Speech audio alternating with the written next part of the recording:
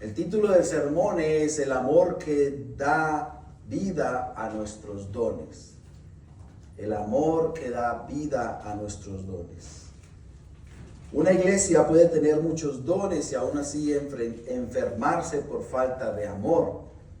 Puede tener maestros, servidores, líderes, músicos, obreros fieles, ministerios activos, pastores, ancianos, diáconos, directores de música, todas esas personas que ayudan en el ministerio, en el servicio para que la iglesia funcione. Pero si el amor de Cristo no gobierna en el corazón, los dones se convierten en funciones de vida, los dones se convierten en algo en lo cual yo quiero hacer lucir para que otros vean que yo tengo ese don o ese talento.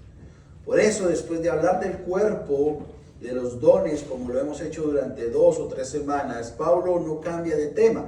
Simplemente que ahora Pablo va al corazón del asunto. Los dones solo edifican cuando respiran el amor sincero de Cristo. Un don solo funciona en la iglesia cuando ese don se hace con amor y con sinceridad. En el sermón pasado de la semana pasada vimos que cuando Cristo cambia nuestro centro, dejamos de vivir para nosotros y aprendemos a servir con lo que Él nos ha dado para los demás y para beneficio de los demás. Ahora el apóstol Pablo nos ayuda a entender qué es ese regalo. Muchos de nosotros posiblemente nos preguntemos qué es un don, para qué sirve, con qué se come, qué se hace con él, cómo funciona. Un don no es una medalla espiritual ni tampoco es un premio que nos regalan por ser mejores o por ser buenos. Tampoco es una plataforma personal para que yo me haga ver ante la iglesia o ante los demás y me luzca con el don que Dios me ha dado. Un don es una gracia recibida de Dios para edificar a los demás. En el contexto, el apóstol Pablo está diciendo que el don no es para mi beneficio, ni para mi propia ayuda, ni para que yo me beneficie de él. El apóstol lo que nos está diciendo es que el don es para los demás, es para beneficio de los demás, es para ayuda de los demás, es para edificar el cuerpo de Cristo, es para sostener el cuerpo de Cristo. Pero esa gracia no solamente trabaja sanamente cuando está movida por el amor, porque el don muestra lo que hacemos, pero el amor revela el corazón con que lo hacemos, la forma en que lo hacemos. La iglesia en Roma, como vimos esta mañana, necesitaba escuchar esto, porque no era una comunidad uniforme ni sencilla. Estaba formada por creyentes, judíos y gentiles que venían de historias diferentes, de costumbres diferentes, de sensibilidades diferentes, de pasados muy distintos. Algunos tenían el peso de la tradición judía, la ley, la sinagoga, las prácticas de pureza, los sacrificios, el lavarse las manos antes de comer, el hacer cosas que los identificaran como judíos, por ejemplo, como no hacer actividades los sábados, sino guardar el sábado. Estaba marcado por otras cosas que los caracterizaban como judíos, como la circuncisión y esos detalles. Otros venían del mundo gentil, es decir, que otros no eran judíos ni pertenecían al cuerpo o a los hijos de Abraham o a los judíos. Marcado por el imperio romano, los templos paganos, los sacrificios a dioses, la idolatría, el politeísmo, las jerarquías sociales, los que eran amos y los que eran esclavos, los que eran ricos y los que eran pobres, divididos por esas jerarquías sociales. Otros buscaban el honor, otros buscaban que los conocieran o los reconocieran por lo que hacían o por la forma en que servían o por los muchos dones que tenían. Además, después de que algunos judíos fueron expulsados bajo el imperio de Claudio, el emperador de la época, y su posterior regreso, era posible que hubieran tensiones, sospechas de que algunos trabajaban para Roma y querían traicionarlos y entregarlos al imperio para que los mataran. Algunos posiblemente estaban llenos de orgullo, habían distancias entre hermanos por la calidad de vida que unos tenían y por la calidad de vida que otros tenían.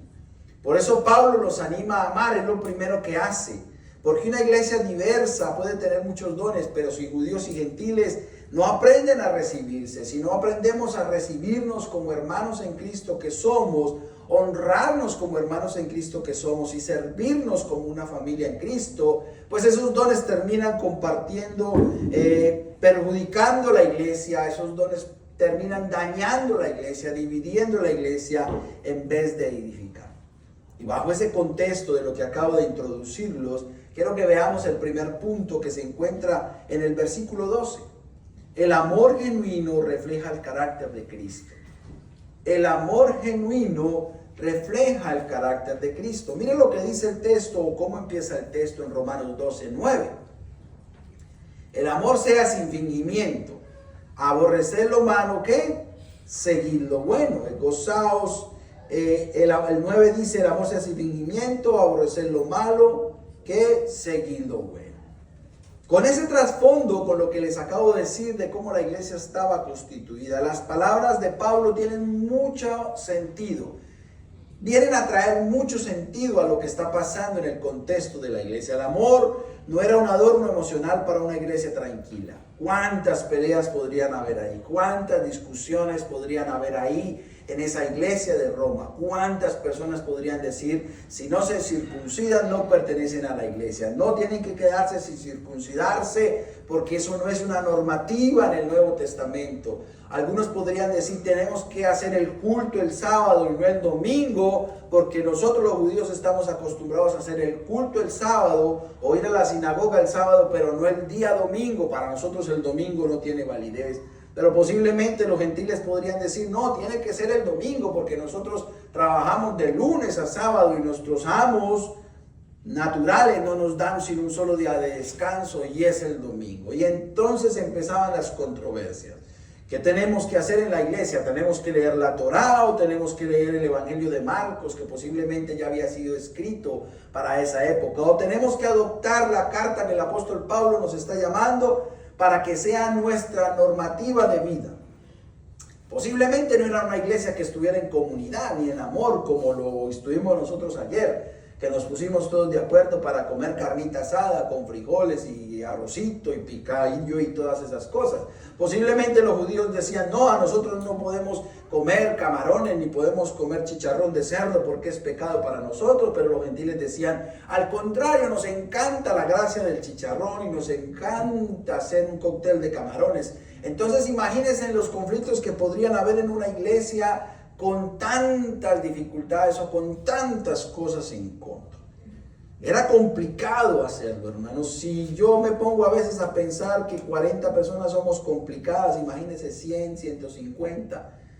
Cada persona tiene un gusto para una cosa, cada persona tiene un deseo para una cosa, cada persona le gusta hacer las cosas de este modo y de aquel modo. Pablo escribe a una iglesia que necesitaba creer el evangelio, pero al mismo tiempo aprender a tratarse como una sola familia, porque habían sido comprados con precio de sangre y ellos habían creído y habían aceptado que Jesucristo era el Señor. Tanto gentiles como judíos reconocían que Jesucristo era el Salvador. Por eso cuando Pablo dice el amor sea sin fingimiento, no está hablando de cortesías superficiales, no está diciendo, miren, ámense a medias o acéptense a medias. No les está diciendo ustedes que no comen chicharrón, coman chicharrón a medias. O no les está diciendo a ustedes que no les gusta guardar el sábado, guárdenlo a medias. Traten de encontrar un balance. No finjan que se aman, no finjan que usted ama al otro hermano simplemente porque le toca. No está hablando de una cortesía especial, está llamando a una iglesia con posibles heridas y con muchas diferencias, con muchas tensiones reales, a dejar que el evangelio forme el amor verdadero, limpio y visible. Esta es una frase breve, pero está cargada de profundidad. Que el amor sea sin fingimiento, es una expresión que describe un amor sin hipocresía, sin máscara, sin actuación. En el mundo antiguo no existían los televisores ni el TikTok como lo tenemos ahora y vemos a los actores que ganan dinero, que ganan fama por ser actores. No, en el mundo antiguo a los actores se les decía hipócritas.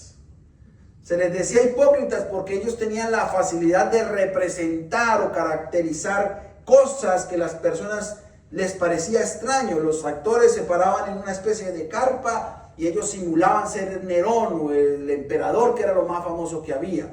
Simulaban ser, por ejemplo, el rey. O simulaban ser, por ejemplo, un dios, Hércules, por ejemplo. ¿Han visto las películas de griegas que hablan de Hércules y todas esas cosas. Simulaban de alguna u otra forma caracterizar quién era un vendedor o quién era una persona que hacía pescadería o cosas como esas. El actor se le llamaba hipócrita porque él no era lo que era, sino que estaba representando a otra persona. De ahí que cuando a nosotros nos dicen usted es un hipócrita, nos están diciendo usted no está siendo real ni verdadero porque usted está siendo una persona diferente a la que no es. Sin máscaras, sin actuación. Pablo le está diciendo a la iglesia, miren, no sean esos actores de la calle, no sean esos hipócritas de la calle que la gente les aplaude, les dice que está bien porque actuaron bien. Ámense siendo verdaderos, hablen con su hermano siendo sincero, siendo una persona que usted le está diciendo al hermano la verdad, pero esa verdad nace profundamente de su corazón. Y usted no le está haciendo caras cuando él da la vuelta y dice, vaya a ver si le voy a hacer lo que le prometí, vaya a ver si creo lo que me dijo, mire cree que yo le estoy diciendo la verdad. Pablo les está diciendo, no sean actores de televisión o no sean actores de teatro, sino que hagan las cosas con verdad. En el mundo antiguo la hipocresía estaba asociada con representar un papel, con los actores de la calle. Y Pablo está diciendo que el amor cristiano no puede ser una actuación religiosa. Yo no puedo decir que amo a la hermana Vicky, pero realmente en mi corazón está diciendo, si supiera que al contrario le tengo es una rabia y un rencor. Yo no puedo decir que amo al hermano que está en contra mía por diferentes opiniones y decir, si supiera que lo quiero sacar de la iglesia, que lo quiero echar de la iglesia porque está en contra mía o porque no le gusta mi forma de hablar, de actuar. No basta con hablarnos como hermanos si en el corazón hay desprecio por el otro. La iglesia de Roma posiblemente tenían desprecio entre ellos. Los judíos eran supremamente orgullosos y consideraban a los gentiles como basura, como escoria. Y ahora están escuchando de Pablo, de otro judío, que tienen que amar a esos gentiles, que tienen que respetar a esos gentiles, que no les pueden decir las cosas por hipocresía o por falsedad, sino que tienen que ser sinceros cuando le expresan amor al otro, o cuando lo abraza, o cuando le dice, hermano, bienvenido, o hermano, ¿cómo estuvo? Y eso nos hace un llamado a nosotros, porque el amor que nace del evangelio debe ser verdadero por dentro antes de ser visible por fuera. Si usted me dice a mí que me ama y que me respeta, eso tiene que nacer en su corazón, eso no puede nacer solamente en su boca. Eso tiene que nacer en su corazón. Si usted le dice a otro de los hermanos que está aquí, voy a orar por usted, eso tiene que ser solo con verdad, con sinceridad. No se lo puede decir solamente por salir del paso. Si usted le va a decir a otro hermano, lo quiero ayudar, tiene que decírselo porque lo va a hacer. No solamente por salir del paso, por decirle ahí, con pañitos de agua tibia, como un actor que lo va a hacer y al final no lo hace. Esto era urgente en Roma porque la ciudad funcionaba sobre apariencias, sobre estatus, sobre relaciones que convenían. ¿Han visto ustedes que hay mucha gente que tiene amigos por conveniencia? Simplemente porque ese amigo tiene un poquito más de dinero que yo, entonces lo tengo como amigo para ver en qué momento me da. Me vi una serie hace poco, no sé si ustedes ven televisión, a mí a veces me gusta ver televisión, sobre Georgina Rodríguez, la esposa de Cristiano Ronaldo. Georgina Rodríguez todo el tiempo está rodeada de 4 o 5 amigos. Para donde ella va, van los amigos. Ella paga en los restaurantes, paga en los hoteles, paga las vacaciones, tiene un jet privado para andar con sus amigos. Y yo le decía a mi esposa, vaya a ver cuántos de esos que están ahí realmente quieren a Georgina Rodríguez porque es Georgina Rodríguez, no porque los lleva a Mónaco, a Italia, a Francia o porque les da buena comida. ¿Cuántos de ellos están ahí solo por conveniencia? Eso es lo que Pablo está diciendo. El estatus no puede decir que ese es mi amigo por estatus o por conveniencia. Muchas personas se acercan a otros buscando protección, influencia o beneficio. Eso es lo que pasaba en Roma. Esos que eran esclavos estaban buscando protección o ayuda de otros que eran libres, que no eran esclavos. Pero Pablo le dice a la iglesia que el amor cristiano no puede copiar el sistema de Roma. Pablo le está diciendo a la iglesia, tienen que hacer lo contrario, como lo leímos en el pasaje. No os conforméis a este siglo, dice el versículo 2. La iglesia de Roma no podía traer de afuera para la iglesia lo que estaban haciendo afuera. En Cristo el hermano no es un contacto útil, un rival espiritual. Ni siquiera lo tolero por obligación, porque a veces nos toleramos por obligación y porque me toca, porque él va a la iglesia, o porque él es mi pastor, o es el pastor, entonces tengo que aguantarlo porque no lo puedo sacar de ahí. Es una persona redimida por la misma misericordia que alcanzó Dios o que alcancé yo también. Ustedes son redimidos por la sangre de Cristo, como yo fui redimido por la sangre de Cristo. Por eso son mis hermanos en Cristo. Por eso somos el cuerpo de Cristo. Pero Pablo añade otra frase más al versículo, no se queda ahí. Dice, aborrecer lo malo. ¿Están conmigo? Aborrecer lo malo, seguir lo bueno. El amor bíblico no es sentimentalismo. No es una amabilidad que cierre los ojos ante lo que destruye. Amar como Cristo ama incluye rechazar el mal y aferrarse al bien. Nos lo ilustra Juan capítulo 5 versículo 12 cuando dice, este es mi mandamiento, que os améis unos a otros como ¿quién? Yo os he amado. Y el amor de Cristo siempre fue santo. Recibió pecadores con gracia, pero nunca llamó bueno a lo que Dios llama pecado. Ustedes nunca vieron a Jesús diciendo, bueno, estoy de acuerdo con la víbora esa que el Señor le dijo que era una víbora. ¿Recuerdan quién era? Herodes. El Señor nunca dijo, estoy de acuerdo con Herodes. Nunca dijo eso. Al contrario, lo llamó víbora. Y recuerdan cuando Juan estaba bautizando en el desierto que les decía, víboras. ¿Quién los llamó al arrepentimiento? ¿Cierto? El amor hace eso y el amor de Cristo siempre es santo. La exégesis del versículo muestra que Pablo une tres movimientos. Escuche esto. Amar sin fingir, aborrecer lo malo y aferrarse a lo bueno. Esto significa que el amor cristiano tiene sinceridad, discernimiento, pero también tiene dirección. No es un sentimiento suelto, es una virtud formada por la santidad de Dios. La Biblia dice que si me amáis, guardad mis mandamientos, pero la Biblia dice que si yo aborrezco a mi hermano, ¿qué soy? ¿Recuerdan lo que dice Primera de Juan? Se los dejo de tarea. Por eso el amor protege a la iglesia de dos peligros. ¿De cuáles dos peligros? La dureza sin compasión y la compasión sin verdad. ¿Nos estamos ayudando entre nosotros? ¿Estamos siendo compasivos entre nosotros? ¿Nos estamos cuidando entre nosotros? ¿Estamos viendo que alguien está sufriendo y nosotros estamos diciendo vamos a ayudar?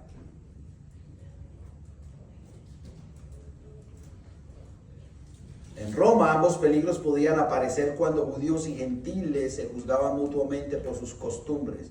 Claro, era fácil para un gentil acusar a un judío, muy fácil, porque el judío quería guardar sus normas como fuera. Pero también era fácil para un judío acusar a un gentil, porque lo podía estar tachando de pecador, de impuro. ¿Cuántas veces se habrán sentado a la mesa como hicimos nosotros allá en el río, que ninguno de nosotros se lavó las manos para comerse la carnita asada? Pero para un judío comer sin lavarse las manos era una afrenta inmensamente profunda a las leyes que tenían. Ustedes se imaginan ellos también comiéndose su carnita asada a la orilla del río y el judío diciéndole al otro, ¿por qué no te lavas las manos? Y el otro, ¿pero dónde? ¿En esa agua sucia? Prefiero tenerlas así como están, y acusándose por eso y teniendo problemas por eso. Y buscando el defecto en el otro para acusar al otro. Pablo nos está diciendo que esa no es la forma en que nos tenemos que amar. Si bien somos débiles y tenemos muchos problemas, no estamos llamados a estar acusándonos en el uno al otro y diciéndole al otro, mira lo que estás fallando, como si nosotros no fuéramos también parte de esa falla o no falláramos. Pablo no les pide que abandonen la verdad, simplemente que el apóstol les está pidiendo que la verdad sea vivida con un amor limpio, con un amor transparente que no tenga fingimiento.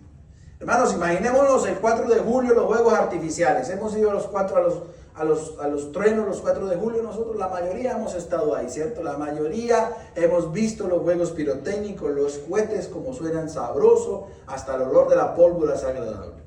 Por unos segundos usted ve que esos juegos pirotécnicos iluminan el cielo y ponen el cielo lindo y hermoso y usted dice, wow, qué figurita tan bonita.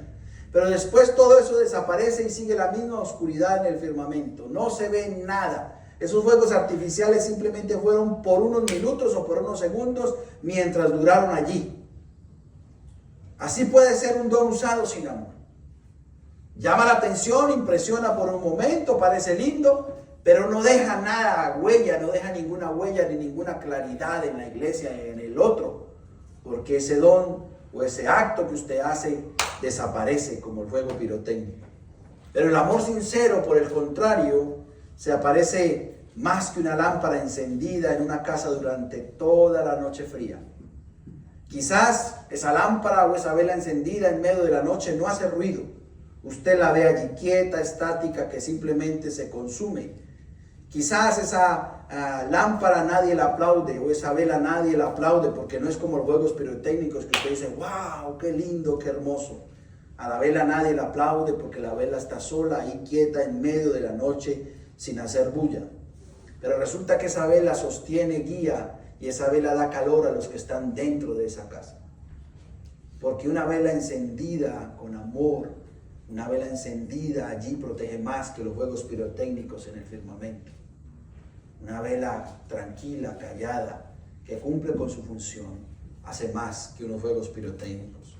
La iglesia hoy más que nunca no necesita de actividades visibles, de actividades en que el mundo diga, wow, necesita amor verdadero, porque la iglesia necesita reflejar el amor de Cristo a los que están afuera. Necesitan manifestar el amor de Cristo a los que están afuera.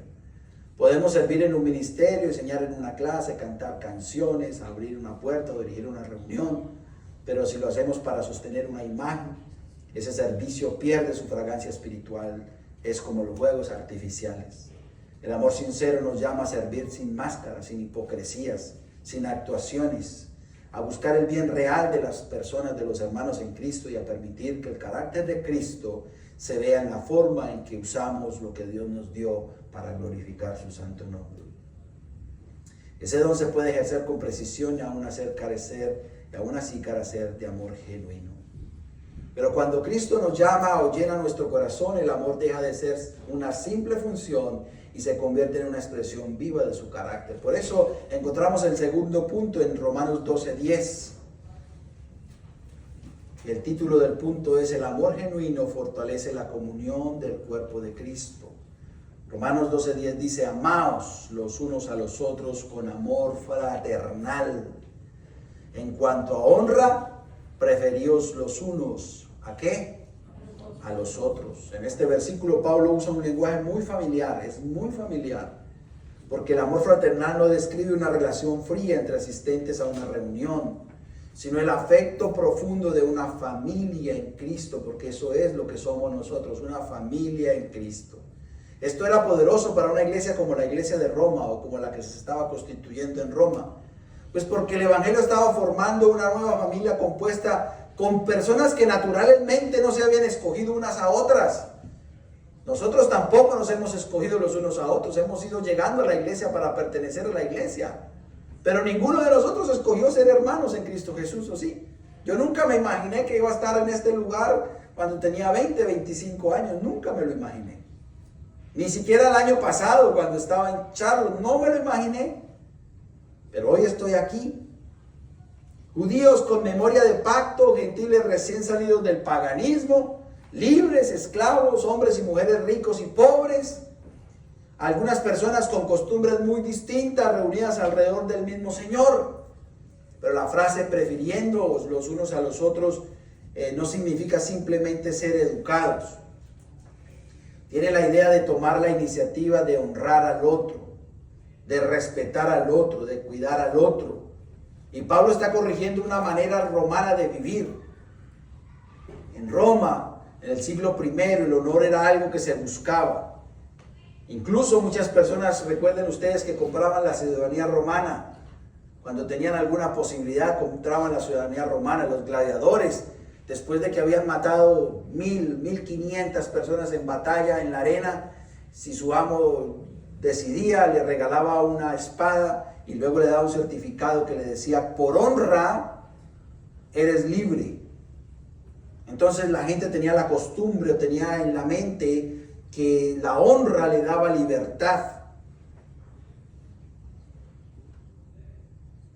El creyente transformado no usa su don para subir sobre otros o para decir que ese don es más que el de otros. Un creyente libre simplemente levanta a los demás con su don y hace que su don trabaje para el hermano que está necesitado, para el hermano que está a mi lado, que no tiene el don que yo tengo. Hermanos, aquí el pasaje se conecta directamente con lo que estudiamos la semana pasada en Romanos 12, del 3 al 8. Pues Pablo acaba de decir que nadie debe tener más alto concepto de sí mismo que el que debe tener, porque cada miembro recibió gracia según la medida que Dios repartió. Pero luego dice: amaos con amor fraternal. No les dice con amor fingido, no les dice con amor de actor, con amor de hipócrita. Es como si dijera: si los dones vienen por gracia, nadie puede usarlos con orgullo o buscando su propia honra para ser libre. Si todos pertenecen al cuerpo, nadie debe tratar su función como si fuera más importante que la persona que está a su lado o que su hermano que está a su lado. En Filipenses 2, 3 a 5, también el apóstol refuerza esta verdad diciendo: nada hagáis por contienda o por vanagloria, antes bien con humildad, estimando cada uno a los demás como ¿qué? Superiores a sí mismos. Cuando yo veo a un hermano, entonces debería decirle: eres superior a mí.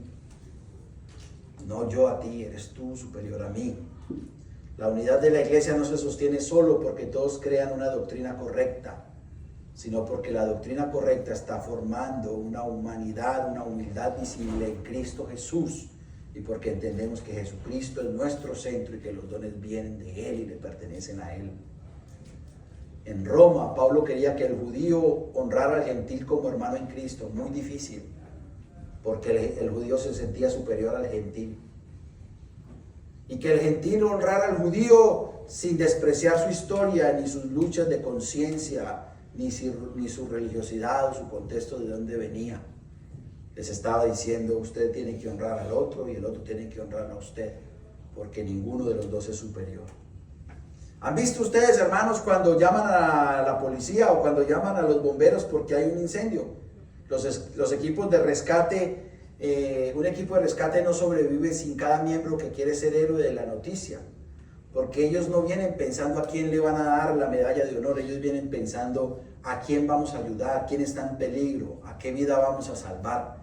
Y ellos dicen: salvamos 50 vidas en el incendio, o allá en el terremoto rescatamos a 50 personas. ¿Y han visto que estas noticias? Hace poco sacaron un señor debajo de los escombros después de 21 días de estar ahí, porque hubo un equipo de rescate que no desistió de la búsqueda y siguió buscando personas y lo encontró prácticamente desnutrido, pero vivo.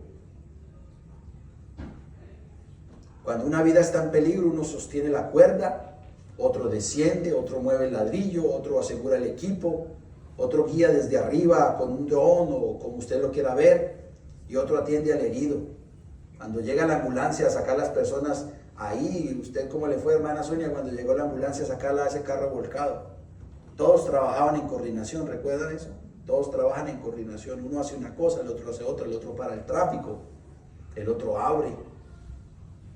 Algunos serán vistos por las cámaras y otros quedarán cubiertos de polvo, como les pasó a los del terremoto. Muchos de ellos no salieron en las cámaras, nadie sabe quiénes son esas personas. Ninguno de los que estamos aquí sabemos cuántos equipos de rescate hubo allá. Ninguno de nosotros sabemos si esas caras que salieron empolvadas de esos escombros eran un rescatista o un voluntario. Ninguno de nosotros sabemos eso. Pero ellos saben que la misión que hicieron es importante. Y es más importante que el reconocimiento, porque ellos saben que ayudaron a otras personas. Nadie les va a dar una medalla, ni nadie los va a ponderar, pero en sus corazones saben que salvaron, que ayudaron a los demás. Así funciona el cuerpo de Cristo. Los dones son diferentes, pero el amor nos mantiene unidos en una misma misión.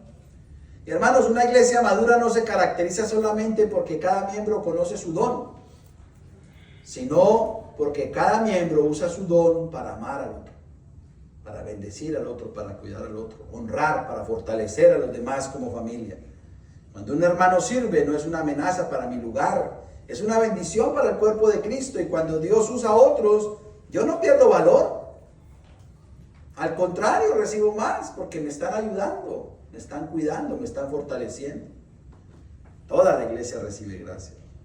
Hoy también necesitamos este tipo de cosas en la iglesia. También necesitamos ser creyentes maduros, una iglesia madura. Y yo estoy seguro, hermano, que estos mensajes no reciben muchos amenes ni gloria a Dios. No son mensajes que nos motivan, no son mensajes que nos ayudan a enfrentar el domingo o el lunes en la mañana. Pero son mensajes que nos hacen maduros todo el tiempo, que nos ayudan a madurar, que nos ayudan a entender que estamos juntos. El amor fraternal se ve cuando honramos el trabajo visible y el trabajo oculto, cuando agradecemos a quienes enseñan y también a quienes limpian, cuando valoramos a quienes cantan y también a quienes oran en silencio, cuando entendemos que el cuerpo no funciona por celebridades espirituales, sino por miembros que se aman, pero que también se necesitan mutuamente. Y el último punto, ya para finalizar, porque hoy no los veo tan animados como antes. El amor genuino persevera en el servicio para Cristo. Tercer punto.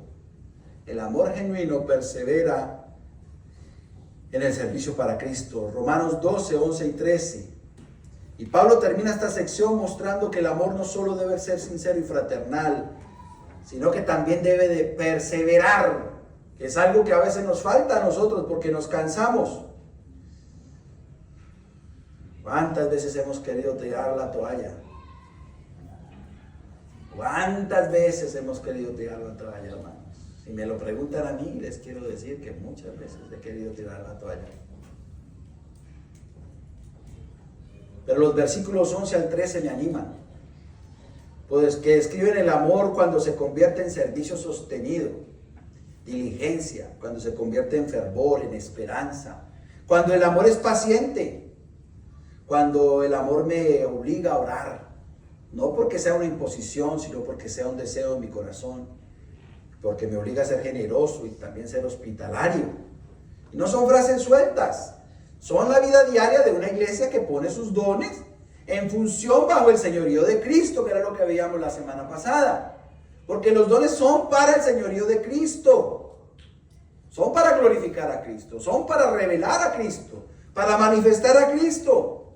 Por eso cuando Pablo dice lo que requiere diligencia, no perezosos, fervientes en espíritu, sirviendo al Señor. Este llamado a la iglesia a servir con energía que nace en adoración. Ayer lo hicimos todos parejitos, parecíamos un relojito haciendo las cosas todos. Sin que nos las mandaran a decir, empezamos a recoger, a ayudar. Sin que nos lo pidieran, traímos sandías, traímos medicamento, traímos globos, traímos comida, carne, picadillo. Porque lo hicimos pensando en el otro, sin pereza. La palabra fervientes comunica la idea de algo que hierve. Ustedes, amas de casa, ven el agua como hierve, el sancocho, la sopa como hierve, burbujea, ¿cierto? A mí se me quema un agua porque cuando hierve se echó a perder. Pero este fervor no es emocionalismo pasajero.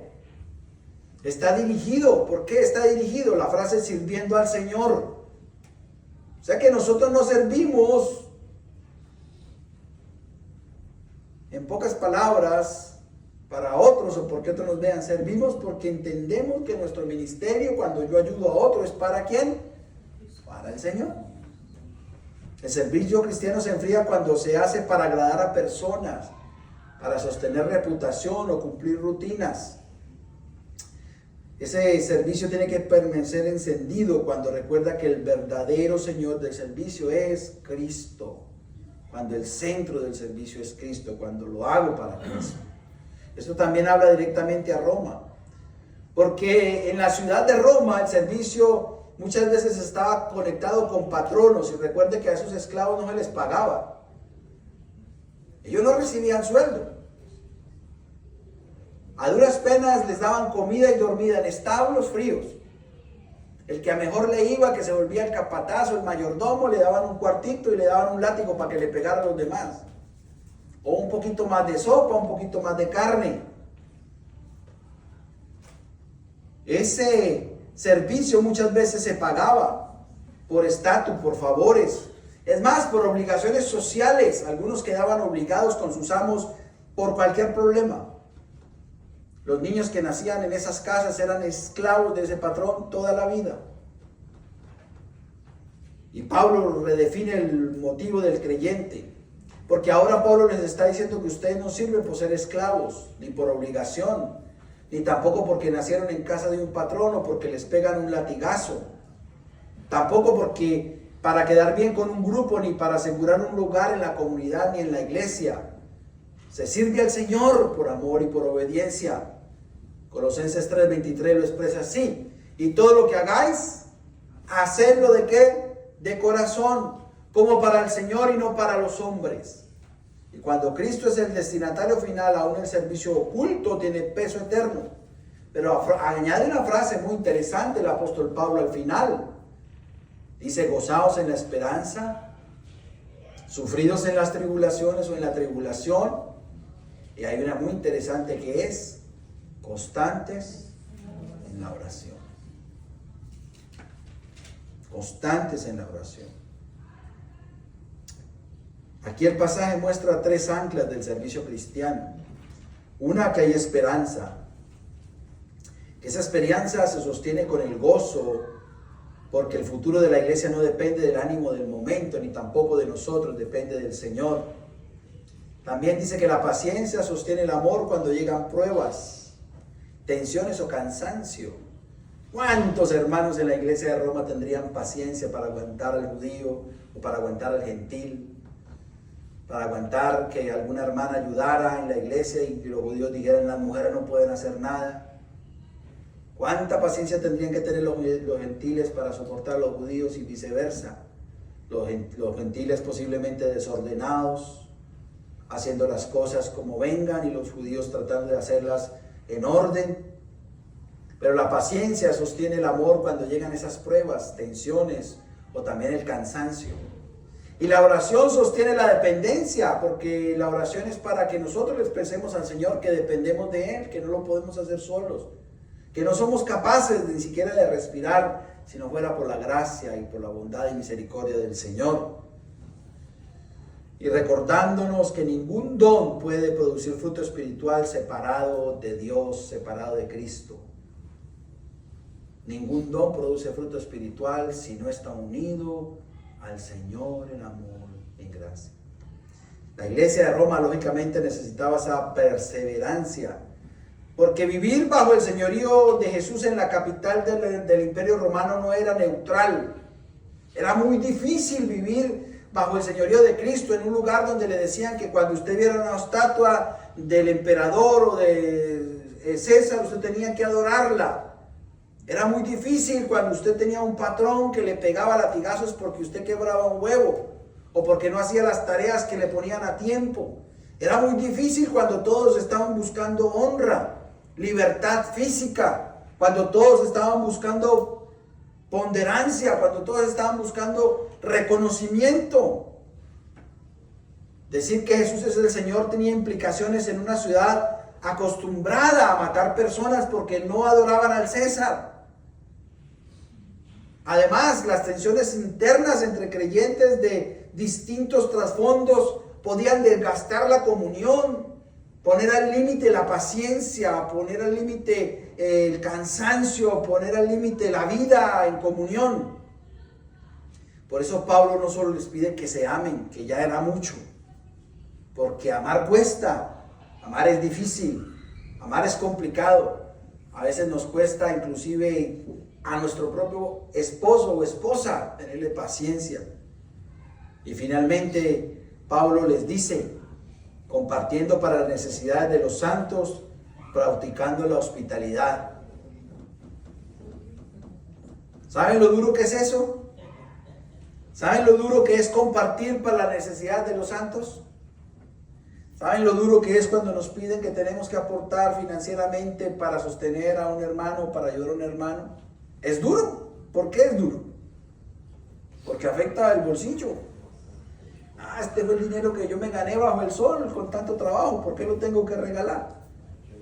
Este es el dinero que yo me gané en mi fábrica hasta las 2 de la mañana, hermana, posiblemente 3 de la mañana. Este fue el dinero que yo me gané en mi capellanía como pastor, ¿por qué lo tengo que regalar? Es duro eso. Yo creo que es lo más duro que existe. Siempre lo voy a decir, cuando a un creyente se nos toca el bolsillo, échenlo, saquen al pastor, no le paguen más, sigamos como estábamos porque nadie nos pedía plata. ¿Para qué lo trajeron? Ese dinero que le están pagando era mejor para inversión de tantas cosas que necesitamos.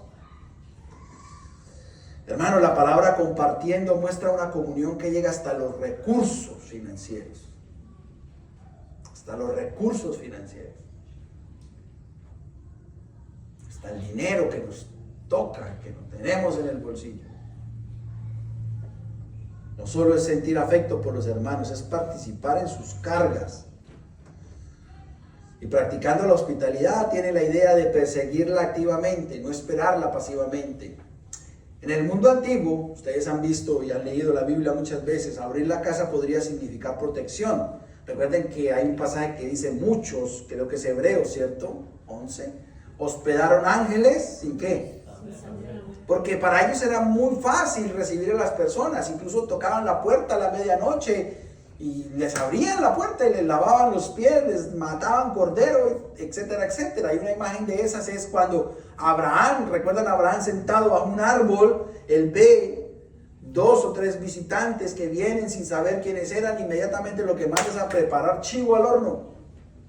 Maten el mejor, porque vamos a comer. Y no sabía quién era. En el mundo antiguo era fácil hacerlo, porque abrir la casa podía significar protección para un desvalido.